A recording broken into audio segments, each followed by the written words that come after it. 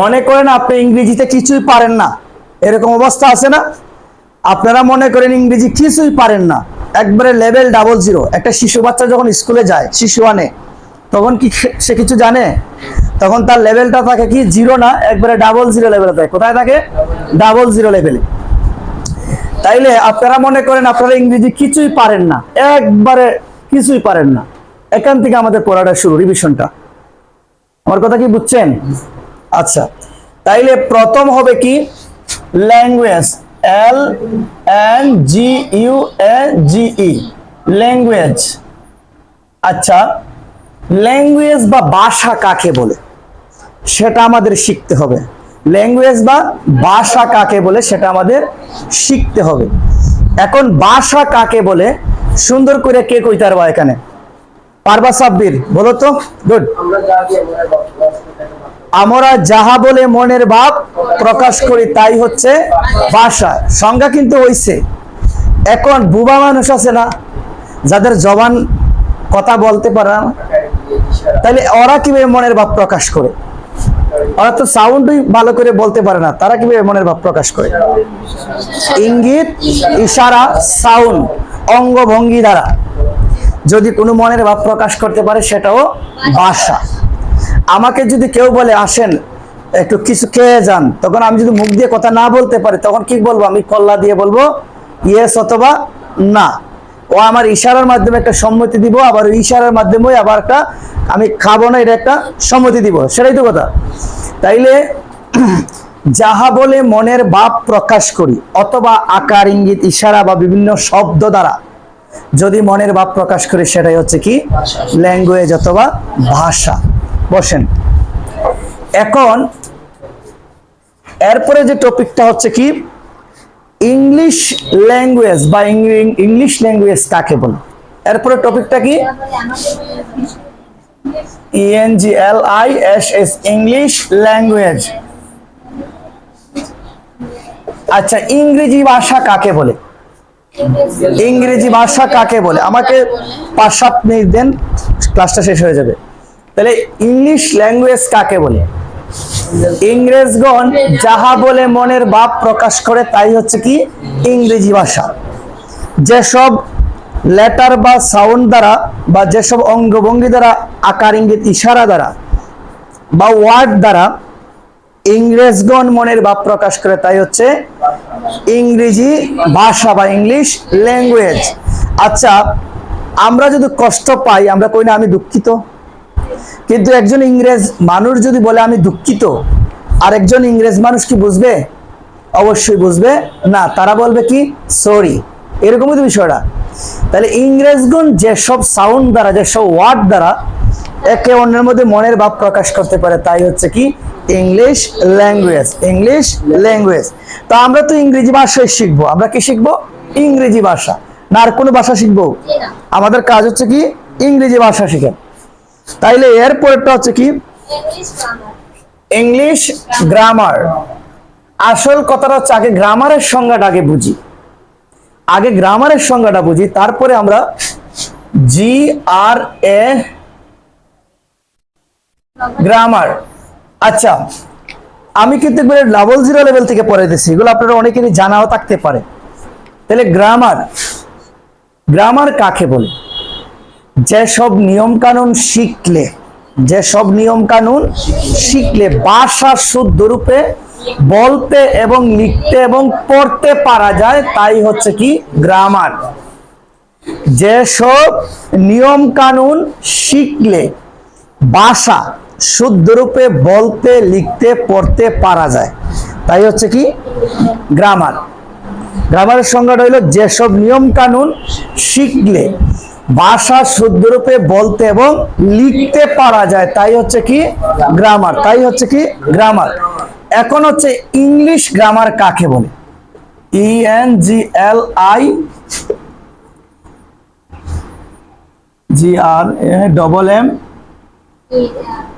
আচ্ছা, English grammar কাকে বলে? ইংলিশ গ্রামার যেসব নিয়ম কানুন শিখলে ইংরেজি ভাষা শুদ্ধ রূপে বলতে এবং লিখতে এবং পড়তে পারা যায় তাই হচ্ছে কি ইংলিশ গ্রামার।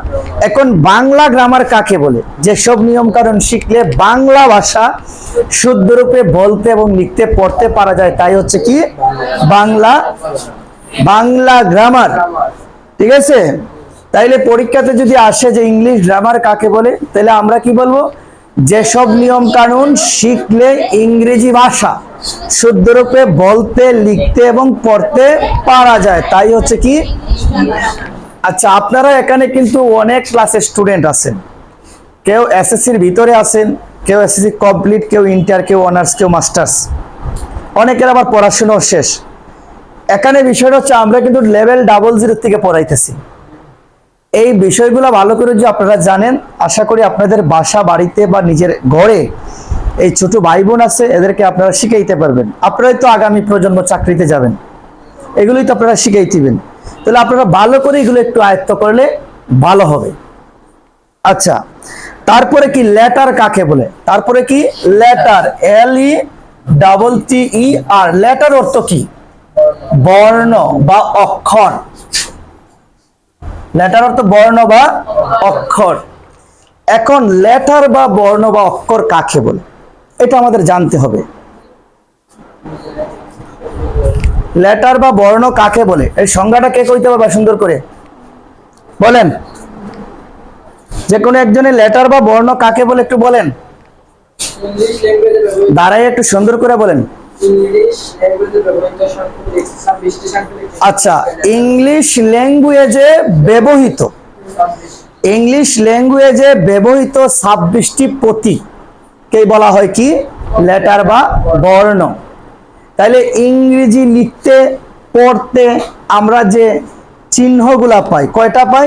26টা। কয়টা পাই?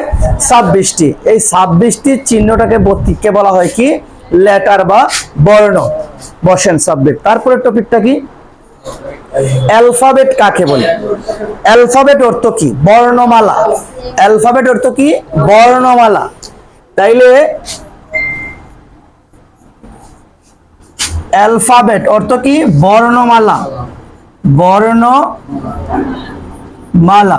আচ্ছা, একটা ফুল যদি তোমার হাতে দেওয়া হয় তাহলে একটা ফুল, আর অনেকগুলা ফুল যদি একটা সুতার মধ্যে একত্রিত করা হয় তখন আমরা কি বলি? ফুলের মালা। তাহলে এবিসিডি বা ইংলিশ ল্যাঙ্গুয়েজের যে প্রতীকগুলি আছে এখানে মোট কতটা? 26টি। এই 26টি লেটারকে একত্রিত বলা হয় কি বর্ণমালা। এগুলাকে বলা হয় কি বর্ণমালা। তাইলে দেখেন আমরা চমৎকার শিখছি। ল্যাঙ্গুয়েজ হচ্ছে কি? যাহা বলে মনের ভাব প্রকাশ করি তাই হচ্ছে ল্যাঙ্গুয়েজ। আর ইংলিশ ল্যাঙ্গুয়েজ হচ্ছে ইংরেজগণ যাহা বলে মনের ভাব প্রকাশ করে তাই হচ্ছে ইংলিশ ল্যাঙ্গুয়েজ। আর গ্রামার হচ্ছে যে সব নিয়ম কানুন শিখলে ভাষা শুদ্ধ রূপে বলতে লিখতে এবং পড়তে পারি তাই হচ্ছে কি গ্রামার। আচ্ছা, ইংলিশ গ্রামার হচ্ছে ইংরেজগণ যেসব নিয়ম কানুন শিখলে ভাষা শুদ্ধ রূপে বলতে লিখতে এবং পড়তে পারেন তাই হচ্ছে কি ইংলিশ গ্রামার। লেটার হচ্ছে ইংরেজগণ লিখতে পড়তে যে সাংস্কৃতিক চিহ্নগুলা ব্যবহার করেন 26টি, এগুলো হচ্ছে কি লেটার বা বর্ণ। আর এই 26টি লেটার বা বর্ণকে একত্রে বলা হয় অ্যালফাবেট অথবা বর্ণমালা। বর্ণমালা। তো আশা করি আপনারা এগুলো শেষ। আর কোনো কারো প্রশ্ন আছে? আশা করি আর কারো কোনো প্রশ্ন নাই। এরপরে টপিকটা কি আছে আমাদের? এরপরে টপিকটা কি?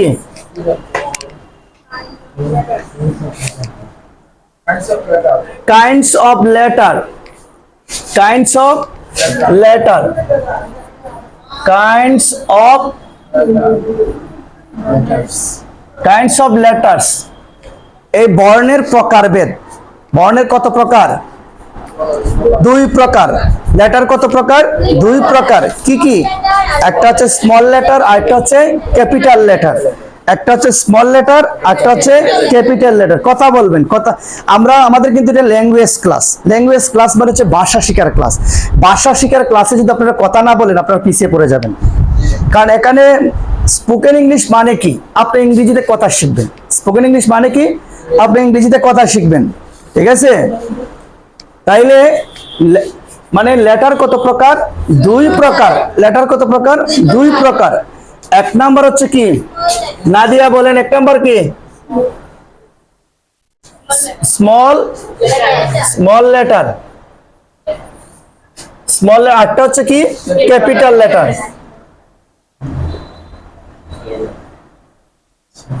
ক্যাপিটাল লেটার্স, তাহলে দুইটা লেটার। এখন স্মল লেটার আর একটা হচ্ছে কি ক্যাপিটাল লেটার। তাহলে স্মল লেটার এবং ক্যাপিটাল লেটার দেখতে কি রকম? দুটোটা কি একরকম? অবশ্যই না। দেখেন, আমরা যদি স্মল লেটার এ বলি এটা, ঠিক আছে, কিন্তু ক্যাপিটাল লেটার যদি আমরা লিখি তাহলে এ হইলো এটা। এইটার এটা কি দেখতে একরকম? অবশ্যই না, অবশ্যই না। ধরেন একটা এক্সাম্পল, আমরা মায়ের ঘরে ধরেন দুই ভাই, এখন দুই ভাই কিন্তু এক মায়ের ঘরে, একখান থেকে আমাদের উৎপত্তিটা, কিন্তু দুইজনের চেহারা কিন্তু দুই রকম। একজন লম্বা, একজন বাটি, একজন পরিষ্কার, একজন ব্ল্যাক, কিন্তু দেখতে দুই রকম, কিন্তু দেখতে কিন্তু দুই রকম, কিন্তু আমাদের এক জায়গা থেকে কিন্তু আমাদের উৎপত্তিটা। তদ্রুপ এরকম ওই কাইন্ডস অফ লেটার, বর্ণ কিন্তু বর্ণই, লেটার কিন্তু 26টাই। এখন 26টা লেটারে আবার দুই ভাগে ভাগ করছে, একটা হচ্ছে ক্যাপিটাল, একটা হচ্ছে স্মল লেটার, একটা হচ্ছে বড় হাতের অক্ষর, একটা হচ্ছে ছোট হাতের অক্ষর, কিন্তু দেখতে কিন্তু দুটার দুই রকম, ভিন্ন রকম দেখতে। আবার অনেক সময় ক্ষেত্র বিশেষ কিন্তু দুটা দুই রকমের কাজও অনেক সময় অনেক জায়গাতে বসাইলে অনেক রকম হয়। এটা আমরা ব্যবহার করতে করতে অবশ্যই শিখে যাব। তো তাহলে লেটার নিয়ে তো আর কারো কোনো প্রবলেম নাই। তারপরে টপিকটা কি?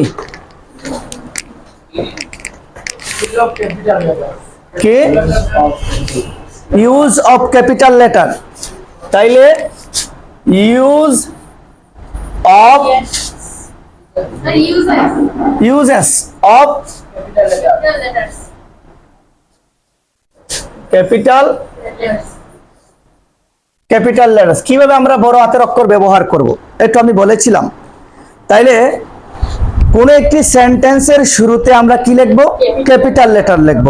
কোন একটি সেন্টেন্সের শুরুতে কি লিখব? আমরা ক্যাপিটাল লেটার লিখব। যেমন রহিম ইজ এ গুড বয়। রহিম একটা ভালো ছেলে। এটা একটা সেন্টেন্স না, এটা একটা বাক্য। এটা কি? এটা বাক্য। তাহলে বাক্যর শুরুতে রহিম লিখছি, এই রহিমের আরটা কি বড় করে লিখছি। তাহলে একটা রুলস আমরা জানলাম, কোন একটি সেন্টেন্সের শুরুতে আমরা কি লিখব? ক্যাপিটাল লেটার লিখব। কোন একটি সেন্টেন্সের শুরুতে আমরা কি দিব? ক্যাপিটাল লেটার দিব। তাহলে একটা রুল শেষ। দ্বিতীয় নাম্বার রুলসটা হইল, আমরা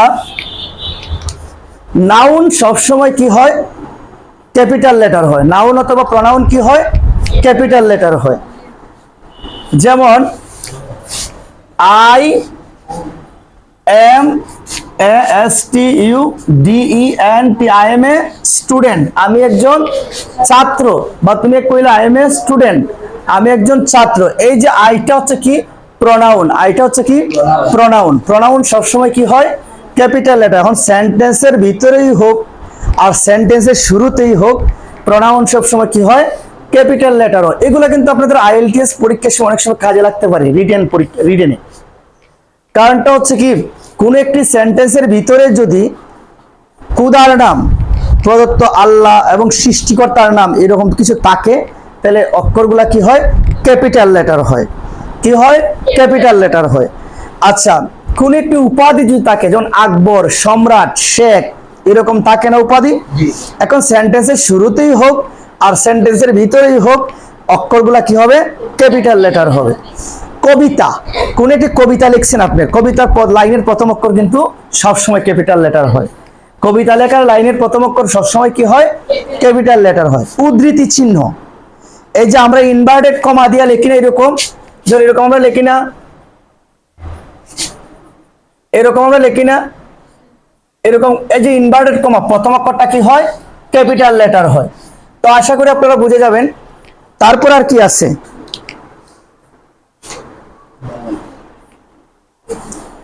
আমরা এটা বলেছি, প্রনাউন সবসময় কি হয়? ক্যাপিটাল লেটার হয়। তবে প্রনাউনের ক্ষেত্রে একটা কথা বলি, কোন ধরো আমরা লিখলাম এই লাইনটা এইভাবে, একটা এক্সাম্পল তো আমরা লিখি, he is a good boy. আমরা এই সেন্টেন্সটা লিখলাম। এখন প্রশ্ন রইল, এখানে he is a good boy, এটা যদি আমরা ইন্টারগেটিভ করি তাহলে ইজ হি এ গুড বিওআই বয়। দেখেন এখানে হিটা আমরা লিখছি, এটা কিন্তু ভুল। হিটাও কিন্তু প্রোনাউন, এই হিটা কিন্তু ভুল আমরা লিখছি। কোন একটি সেন্টেন্সের ভিতরে প্রোনাউন হিটা ক্যাপিটাল লেটারে হবে না। কেন হবে না? এটা হচ্ছে বড় আকারে চলে যায়, ঠিক আছে? এটা মানে সৃষ্টিকর্তা বা ক্রিয়েটেড বিষয় আছে না, এগুলোতে চলে যায়, ওটা আমরা এইভাবে দিব না। শুধু খালি হিটাকে আমরা সেন্টেন্সের ভিতরে কি দিব? স্মল দিয়ে দিব। কি দিব? স্মল দিয়ে। কিন্তু আবার এরকম যদি থাকে, ধরো আই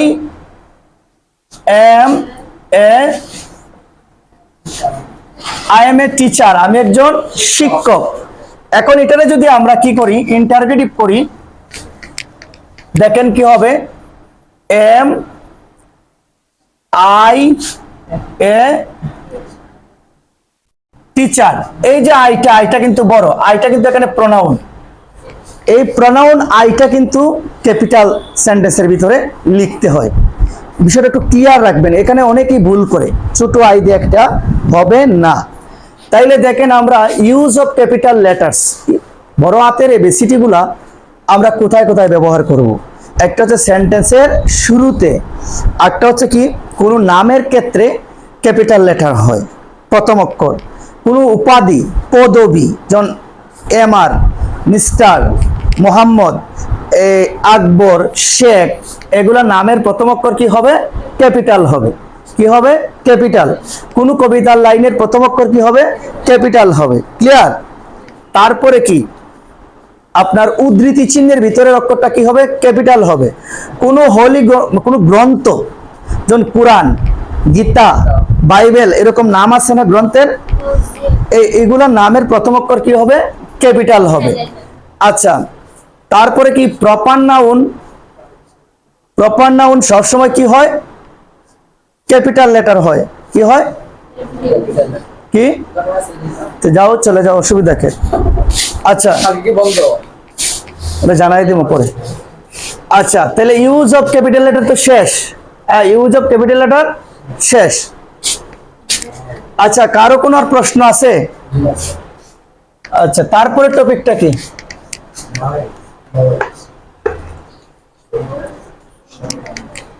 আচ্ছা, বর্ণগুলোকে আবার দুই ভাগে ভাগ করা যায়। একটা হচ্ছে স্বরবর্ণ, একটা হচ্ছে ব্যঞ্জন বর্ণ।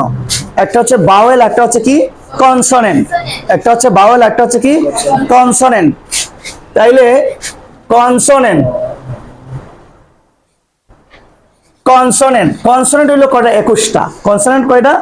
21টা। কনসোনেন্ট কয়টা? 21টা। তাহলে 21টা কনসোনেন্ট যদি আমরা বলি, কি কি বলেন তো একটু? আর বাওয়েল কয়টা? বাওয়েল বি ও ডব্লিউ, বাওয়েলস কয়টা? 5টা। এটা কয়টা? 21টা। তাইলে যে সকল বর্ণ উচ্চারণ করার সময় অন্য কোনো বর্ণের সাহায্য ছাড়া উচ্চারিত হতে পারে না, তাই হচ্ছে কি কনসোনেন্ট। আর বাওয়েল হচ্ছে যে সকল বর্ণ নিজে নিজে উচ্চারণ হয়, অন্য কোনো বর্ণের মানে সাহায্য চায় না, সেটাকে বলা হয় কি ভাওয়েল। সেটাকে বলা হয় কি ভাওয়েল। আচ্ছা, ভাওয়েল কয়টা? এ ই আই ও ইউ। আচ্ছা, এ ই আই ও ইউ, এই 5টা হচ্ছে ভাওয়েল। এখন কনসোনেন্ট গুলো বাকিগুলা, ধরো কনসোনেন্ট বি, কনসোনেন্ট কিটা? বি। তাহলে বি লিখতে গেলে বি প্লাস ই আসে না? বি প্লাস ই আসে। আরেকটা ভাওয়েল আনলো, আবার বি প্লাস আই। এই দেখেন দুইটা বর্ণনে এক করে তারা লিখছে, ঠিক আছে? এফ, এফ আছে না? এফ। তাহলে এফ ধরেন এ প্লাস এফ সমান কিতা? এফ। এটা কনসোনেন্ট, এটা হচ্ছে কনসোনেন্ট, সে অন্য বর্ণ ছাড়া উচ্চারিত হতে পারে না, এই জন্য ওটা হচ্ছে কি কনসোনেন্ট। আর বাউল তো অন্য বর্ণের সাহায্য তারা নেওয়া লাগে না বাউলের, এই জন্য এটা হচ্ছে কি স্বরবর্ণ। তো স্বরবর্ণ বলতে আসলে আমরা কি বুঝি? আমরা যে মুখে কথা বলি এগুলো হচ্ছে স্বরযন্ত্র। আমরা যে কথা বলি সুর উঠে না আমাদের মুখ দিয়ে, এই সুর আর যন্ত্রগুলো হচ্ছে কি স্বরযন্ত্র। এই স্বরযন্ত্র মানে দাঁত, জিহ্বা, কণ্ঠ এগুলো আছে না, এগুলোর মাধ্যমে আমরা কথা বলতে বলতে এই লেটারগুলো উচ্চারণ করতে, একটা লেটার উচ্চারণ করতে যদি আরেকটা লেটারের সাহায্যে একটা সুর উঠে, এইটাই হচ্ছে কি স্বরবর্ণ বা মানে উচ্চারণ করতে যে আরেকটা লেটারের সাহায্যে যার উচ্চারণ হয় না, এটাকে বলা হয় কি কনসোনেন্ট। আর যদি নিজে নিজে এইসব যন্ত্র দিয়ে উচ্চারণ হয়, অন্য কোনো যন্ত্রের সাহায্য নেয় না, বাধা বিঘ্ন হয় না, সেটাকে বলা হয় কি স্বরবর্ণ। তো আশা করি ক্লিয়ার আপনারা স্বরবর্ণ এবং ব্যঞ্জন বর্ণ বাউল অথবা কনসোনেন্ট নিয়ে আশা করি কোনো প্রবলেম হবে না। যদি না বুঝে থাকেন একটু পরে আপনারা বুঝতে পারবেন কোথায় আপনাদের গাফলা হয়েছে বুঝতে। কারো কোনো প্রশ্ন আছে এই বিষয়ে? আচ্ছা, তারপরে টপিকটা কি? কে সেমি বাউল। আচ্ছা, সারা জীবন বাউল আর কনসোনেন্ট শুনলাম, এখন সেমি বাউল একটা কথা নতুন পাইলাম। কি পাইলাম? সেমি বাউল। এখন যে একটি ওয়ার্ড যদি ডাব্লিউ দিয়ে শুরু হয় এবং ডাব্লিউ দিয়ে শেষ হয়, একটি ওয়ার্ড যদি ওয়াই দিয়ে শুরু হয় এবং ওয়াই দিয়ে শেষ হয়, এগুলাকে বলা হয় কি সেমি বাউল, মানে অর্ধ বাউল। যেমন ওয়াই ই এ আর এল ওয়াই, এটা কি লিখছি? ইয়ারলি। তাহলে শব্দের শুরুতেও ওয়াই, শব্দের শেষেও ওয়াই। তাহলে প্রথমটা হচ্ছে কি বাউল, আর এটা হচ্ছে কি কনসোনেন্ট, সেমি বাউল। এটা হচ্ছে বাউল আর এটা হচ্ছে সেমি বাউল। আবার windows, W I N D O W S, window. Window অর্থ কি জানালা। এই ডাব্লিউটা হচ্ছে কি বাউল আর এটা হচ্ছে কি সেমি বাউল। তাহলে এটা বিসিএস প্রশ্ন, বিসিএস অনেক সময় প্রশ্ন আসে এরকম, একটা কাগজে লিখে দিতে পারে যে এগুলো কোন ধরনের বাউল বলা হয়। তো আমরা কি বলবো? সেমি বাউল। তাহলে সেমি বাউলের নাম হচ্ছে শব্দের শুরুটা হচ্ছে কি বাউল আর ওয়াইটা হচ্ছে কি সেমি বাউল। এই একমাত্র দুইটা শব্দ আমি পাইছি পর্যন্ত, ঠিক আছে? একটা হচ্ছে ইয়ারলি, একটা হচ্ছে উইন্ডো। তাহলে শব্দের শুরুতে যদি ওয়াই থাকে এবং শব্দের শুরুতে যদি আবার ওয়াই থাকে, তাহলে প্রথমটা হচ্ছে বাউল আর পরের ওয়াইটা হচ্ছে কি সেমি বাউল। শব্দের শুরুতে যদি ডাব্লিউ থাকে আর শব্দের শেষেও যদি ডাব্লিউ থাকে, তাইলে ওটাকে প্রথমটাকে বলা হয় কি বাউল, পরেরটাকে বলা হয় সেমি বাউল। যেমন ইয়ারলি অথবা উইন্ডো, ঠিক আছে? তারপরে নেক্সট টপিকটা কি বলেন? ওয়ার্ড বা শব্দ কাকে বলে? ওয়ার্ড বা শব্দ কাকে বলে? আমরা একটু স্পিডে পড়াইতেছি, আমাদের কিন্তু রিভিশন ক্লাস চলতেছে, ঠিক আছে? ওয়ার্ড বা শব্দ, ডব্লিউ ও আর ডি, ওয়ার্ড। এই ওয়ার্ডের সংজ্ঞাটা কে বলতে পারবা সুন্দর করে? এই আয়েশা একটু বলো তো, ওয়ার্ডের সংজ্ঞাটা সুন্দর করে বলো। ওয়ার্ডের সংজ্ঞাটা কে সুন্দর করে বলতে পারবা? বলো।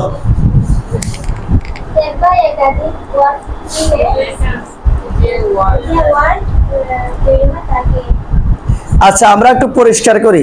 এক বা একাধিক, দুই বা ততোধিক লেটার একত্রিত হয়ে যদি একটি অর্থপূর্ণ সাউন্ড হয়, তাই হচ্ছে কি ওয়ার্ড।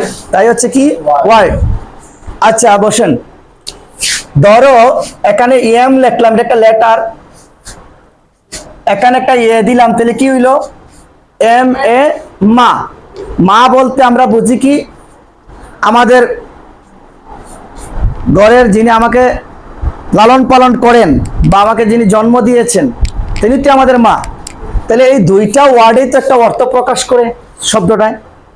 তারপরে কি ধরেন F A T H E R, father. Father অর্থ কি বাবা।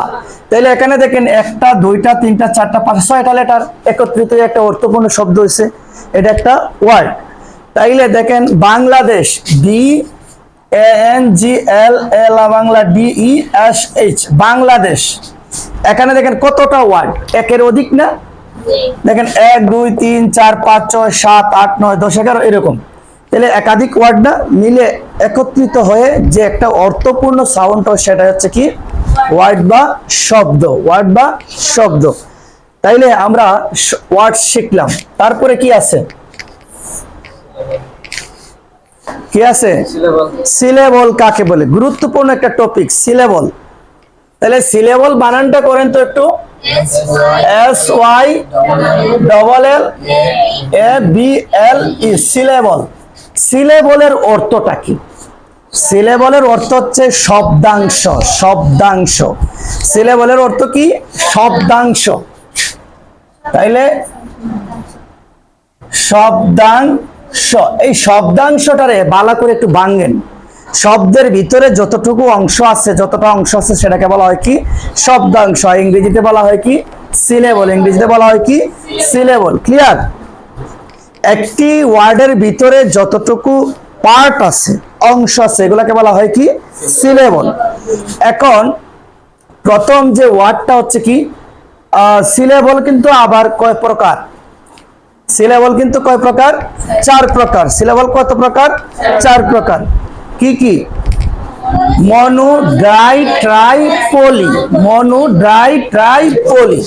তাইলে 1 নাম্বারটা কি? মনো।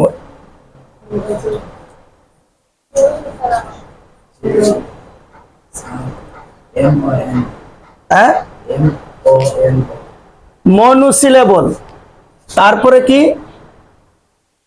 2 নম্বরটা কি? Die, SYLLABLE। তারপরটা কি? Try, TRI।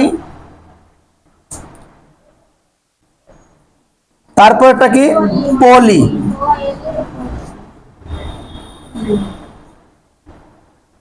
এই হলো আমাদের 4 প্রকার সিলেবল। এই 4 প্রকার সিলেবল যদি আমরা বুঝি, তাহলে যে কোনো একটা ওয়ার্ড আমরা উচ্চারণ ভালো করে করতে পারবো, ভালো করে আমরা রিডিং পড়তে পারবো। এই সিলেবল শেখার মূল পয়েন্ট হইলো রিডিং পড়াটা যাতে আমাদের ভুল না হয়, ঠিক আছে? তাইলে মনোসিলেবলের একটা উদাহরণ ধরুন, MAN, ম্যান। এখানে শব্দের ভিতরে কয়টা অংশ আছে? একটা, একটা। MAN, man. MAN, man. তাহলে এটা হচ্ছে মনোসিলেবল। আর ড্রাই সিলেবল হইলো, একটা এক্সাম্পল বলেন তো। MOTHER, মাদার, অথবা FATHER, ফাদার। দেখো MO একটা অংশ, আর THER তার, ঠিক আছে? মা, ধার। আচ্ছা, FATHER, ফাদার। এখানে কয়টা অংশ? 2টা অংশ। আচ্ছা, ট্রাইসিলেবলের উদাহরণটা হবে কি? Ad, JECTIBE।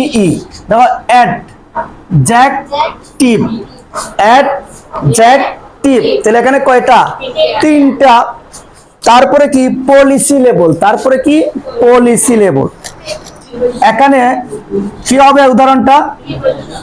PREPOSITION, PREPPOSITION। কয়টা এখানে? 4টা। তাহলে একটি শব্দের ভিতরে যদি একটি অংশ থাকে তাকে বলা হয় মনোসিলেবল। আর একটি শব্দের ভিতরে বা একটি ওয়ার্ডের ভিতরে 2টি অংশ থাকে তাকে বলা হয় কি ডাইসিলেবল। আর একটি শব্দের ভিতরে যদি 3টি পার্ট থাকে একটি ওয়ার্ডের ভিতরে তাহলে কি বলা হয় ট্রাইসিলেবল। আর একটি শব্দের ভিতরে যদি কয়টা থাকে? 4টা থাকে, তাকে কি বলে? পলিসিলেবল। অথবা একটি ওয়ার্ডের ভিতরে যদি একের অধিক থাকে তাকে কি বলা হয় পলিসিলেবল। তো ইংরেজিতে এমন একটি ওয়ার্ড আছে 57টা, একটা ওয়ার্ডের ভিতরে 57টা অংশ আছে। যেমন একটা এক্সাম্পল যদি বুঝতে পারবেন আপনারা, আল্ট্রাসোনোগ্রাফি একটা বানান আছে না, ওয়ার্ড আছে না? তো দেখেন তো আল্ট্রাসোনোগ্রাফি কত লম্বা বানান। তো এইরকম এটার মধ্যে 8টা 9টার মতন থাকে। তাহলে একের অধিক যদি থাকে এটাকে বলা হয় পলি। আর একটি ওয়ার্ডে যদি একটি অংশ থাকে তাকে বলা হয় মনো। আর একটি ওয়ার্ডে যদি 2টি থাকে তাকে বলা হয় কি ডাই। একটা ওয়ার্ডে যদি 3টা থাকে তাকে বলা হয় ট্রাই। আর একটি ওয়ার্ডে যদি একের অধিক থাকে তাকে বলা হয় কি পলিসিলেবল। কি বলা হয়? পলি। এখন একটা মজার বিষয় হলো, একটা শব্দের অংশ বাওয়েল ছাড়া কিন্তু হয় না। বাওয়েল ছাড়া কোনো শব্দের অংশ হয় না, বাওয়েল ছাড়া কোনো সিলেবল হয় না। দেখেন আমরা যেখানে মেন লিখছি না, এই এটা হচ্ছে কি বাওয়েল, এটা হচ্ছে কি বাওয়েল, ঠিক আছে, এটা হচ্ছে কি বাওয়েল, তো বাওয়েল ছাড়া হইছে। আচ্ছা এখানে মাদার লিখছি না, এম ওটা কিন্তু একটা পার্ট, একটা সিলেবল, তাহলে ওটা একটা বাওয়েল না, টি এইচ ই আর এই ইটা হচ্ছে কি একটা বাওয়েল। আপনারা দেখেন অ্যাডজেক্টিভ লিখতে গিয়ে এখানে কয়টা, একটা দুইটা তিনটা অংশ, তাহলে এটা বাওয়েল না, জে ই সি ইটা বাওয়েল, আবার টি আই বি আইটা হচ্ছে বাওয়েল, এটা হচ্ছে বাওয়েল। তাহলে বাওয়েল ছাড়া কোনো শব্দের অংশ হবে না। আপনারা যখন বড় বড় ওয়ার্ড পড়বেন, উচ্চারণ করতে পারবেন না, তখন এটা ভাঙ্গা ভাঙ্গা পড়ার চেষ্টা করবেন, ভাঙ্গা ভাঙ্গা পড়বেন, ভাঙবেন যে বাওয়েল ছাড়া কিন্তু আপনারা ভাঙবেন না, বাওয়েল ছাড়া আপনারা ভাঙবেন না, ঠিক আছে। তাইলে আপনারা উচ্চারণ করতে যে কোনো একটা ওয়ার্ড, আর তো কোনো সমস্যা নাই, যাদের সিলেবল জ্ঞানটা ভালো আছে আপনারা যে কোনো একটা ওয়ার্ড সুন্দর করে উচ্চারণ, ছোট ছোট বাচ্চারা যখন আপনারা পড়াইবেন এগুলো ভাঙ্গা ভাঙ্গা কিন্তু পড়ানোর চেষ্টা করবেন। Mother, M O T H E R, mother, এভাবে ভাঙ্গা ভাঙ্গা পড়াইবেন। Father, F A T H E R, father, এভাবে ভাঙ্গা ভাঙ্গা শিখবেন, তাহলে উচ্চারণটাও ভালো করে হবে। তাহলে সিলেবল নিয়ে কি কারো কোনো প্রশ্ন আছে? আর আশা করি নাই। তারপরে